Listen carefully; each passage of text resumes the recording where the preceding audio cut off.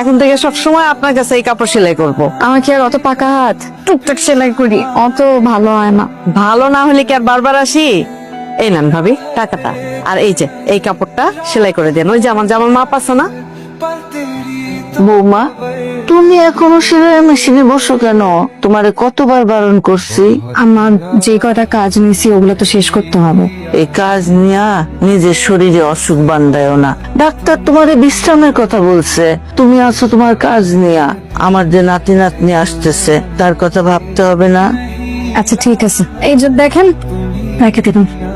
বৌমা, আমার একটু ওষুধ গুলা দেখায় দিবা? এত বড় মেয়ে আমার ঘরে, তারপরে আমার পোয়াতি বউরে ডাইকে ওষুধ খাইতে হয়। মেয়েরা বাপের বাড়িতে একটু এমনই হয়, বিয়ের পর দেখবে সব ঠিক হয়ে গেছে। তোমার মতো যদি সংসারী হয় তাইলে জামাইয়ের বাড়ি থেকে কোনো নালিশ আইব না, না হলে কপালে খারাপই আছে। দরজা খুলতে এতক্ষণ লাগে?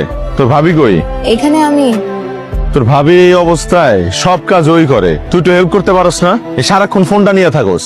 সারাদিন যে হাতে মোবাইলটা থাকে ওইটা দেখোস, বইটাও যে হাতে থাকে ওইটা তো দেখোস না।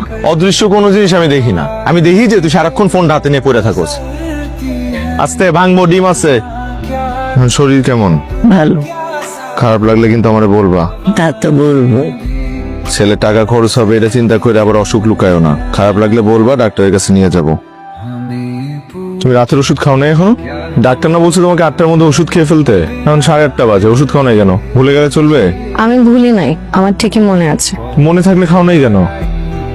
এই যে তুমি অফিস করে ক্লান্ত শরীরেও আমার ওষুধের কথা ভুলো না।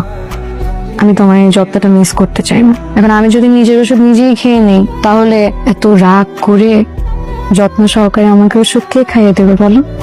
এদিকে এসো।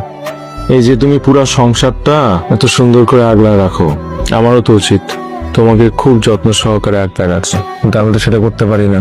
আর যত্নের কথা বলতে